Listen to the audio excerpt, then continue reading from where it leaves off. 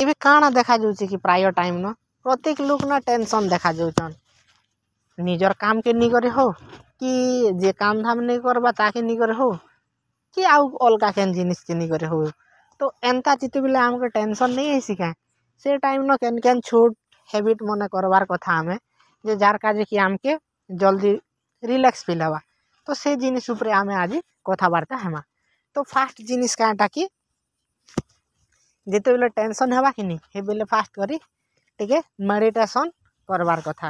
ହଁ ଯଦି ବାହାରେ ଅଛୁ ବେଲେ ତ ନେଇ କରିପାରୁ ବୋଲନୁ ବାକି ଆଗେ ରିଲାକ୍ସ ହେବାକେ ଟ୍ରାଏ କରମୁ 1-2 ମିନିଟ୍ ସାଇଲେଣ୍ଟ ରହିମୁ ତାପରେ ଯଦି କରି ପାଲିନ ଆମର ନିଜର ମନ ପସନ୍ଦର କେନ୍ ଖାଇବା ଜିନିଷ ପତ୍ର ଅଛି କି ନି ବେଲେ ସେଟାକେ ଜିମା ଆଉ ଖାଇମା ଆମେ ଆମର ମନ ପସନ୍ଦର ଜିନିଷ ଯେତେବେଳେ ଖାଇମୁ କି ନି he ଟାଇମ୍ ନ ଆମର ବଡ଼ିଟା ଭଲ ରହିବା ତାପରେ ଖାଇଲେ ବେଲେ ଯେନ୍ ଆମର ମନ ପସନ୍ଦର ଜିନିଷ ଖାଇ ସାରିଲେ ଆମକେ ବି ଟିକେ ଭଲ ଫିଲ୍ ଲାଗବା ଗୋଟେ ଗଲା ତାପରେ 2 ନମ୍ବର ଜିନିଷ କାଣା କରମୁ କି କାକେ ସାଙ୍ଗ ନେଇ ଧରି କରି ନିଜେ ଆକା একলা ଟିକେ ବୁଲି ଯିମା ଯେତେବେଳେ ବୁଲି ଯିମା ସେ ଟାଇମ୍ ନ ଜାଗା ଟିକେ ଫ୍ରି ଥିବାର ଅଛି ପବନ ଟିକେ ବାଜୁଥିବାର ଅଛି ତ ସେନ୍ତା ଜାଗାକେ ଟିକେ ବୁଲି ଯିମା ତ ସେ ନ ମାଇଣ୍ଡ ଧୀରେ ଧୀରେ ରିଲାକ୍ସ ହେଇଯିବା ଆଉ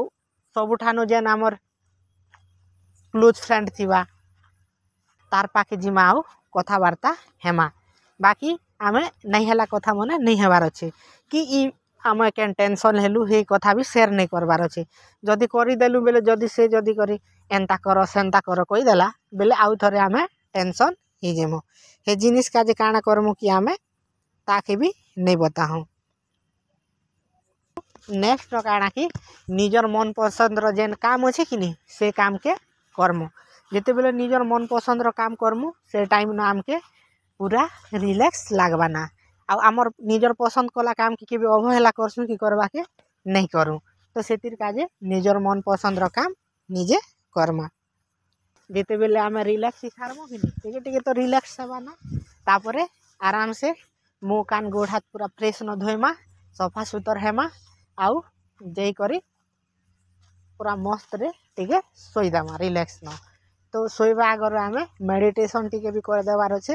ମେଡ଼ିଟେସନ୍ କଲେ ତ ବହୁତ ରିଲାକ୍ସ ଲାଗବା ତାପରେ ଆମେ ଶୋଇଦେଲୁ ବେଲେ ଯେନ୍ ଷ୍ଟ୍ରେସ୍ ଆସିଥିବା ସେଟା ଆମକେ ଜଲ୍ଦିକେ ଭଲ ଲାଗି ଯିବା ନା ଆଉ ଆମେ ଜଲ୍ଦିକେ